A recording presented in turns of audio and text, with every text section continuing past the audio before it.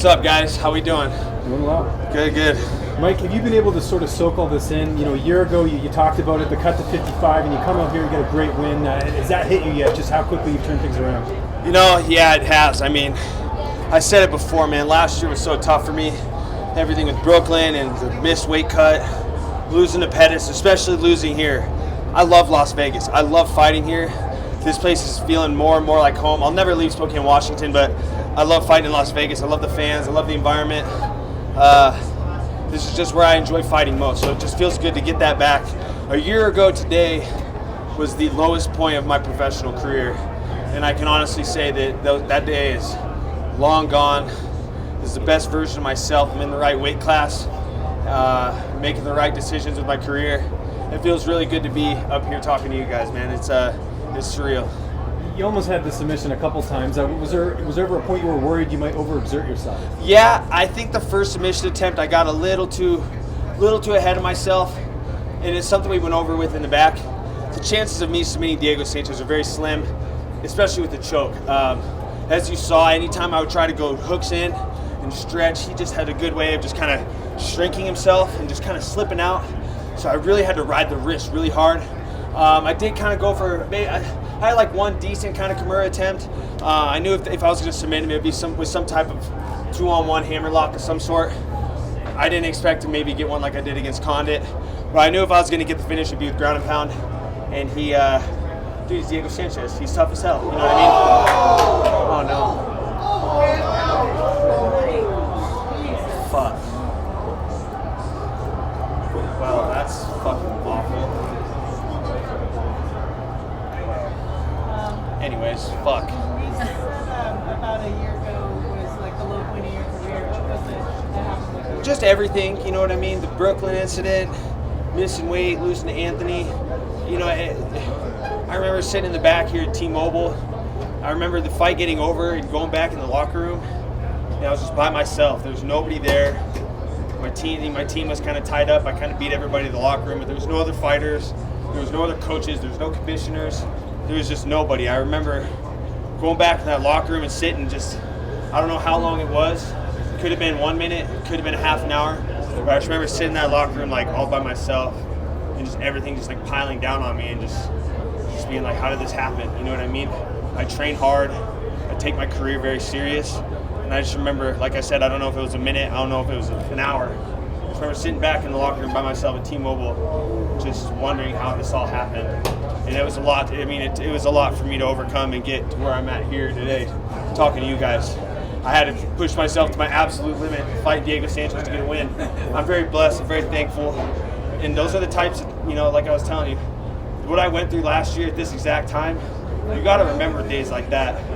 You just got to remember where you don't want to be. I will remember that moment for the rest of my life and cling on to it and keep it dear to my heart because I know I'll never let myself get back to that point ever again. So I'm just very blessed to be where I'm at. What was this week like for you going through it, doing the for 170? I mean, how much did you really even have to? It felt really good because, like I said, like the last fight against Carlos Condit, change is very scary for anybody, and that's not just in fighting, that's in life.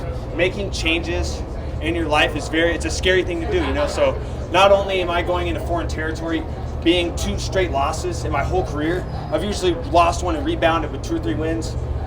You know, losing 2 in a row. Then deciding to make that jump up, I didn't really get to soak it in against Condit. I was just very stressed out. I was very nervous. You know, even going into the weight cut, I was still like expecting it to be as bad as it was against Anthony. Whereas this fight week, I was just like, dude, this is cake. I feel good. Like, this is how fighting should feel. Like, I can't believe I spent so much of my career killing myself to make 55. But when you're in the rankings and you're a couple wins away from title contention, that's hard to walk away from. So it took me getting 2 losses in a row to make that decision. Did I want it to go that way? No, absolutely not. But I made the change, took the leap of faith, and now I'm just enjoying this so much more than I ever have, and I feel like this extended my fighting career. I feel like now I can really, before I didn't really see myself fighting past like 33, 34. Now I'm like, fuck yeah, man. Yeah. I can fight to 38, you know what I mean? Yeah. Like, this is, if I'm fighting in this weight class, I can feel this good, going through my fight weeks with this kind of confidence, like, yeah, I can do this for a long time. Speaking of Diego, all this week he was trying to get in your head. He was making these faces. How much did you, one, like that going through with Diego being Diego, and what did he say to you afterwards when he came up to you? I went up to him and said, you always had my respect. Never, I know that he was saying things in the media like I disrespected him and I was calling him an old man and all that stuff. I never said anything derogatory about the guy aside from the fact that he's weird. But I think even he knows that. Dude, he's tough as hell. I'm a 31-year-old guy in his prime, and I had to push myself to my limits to beat him.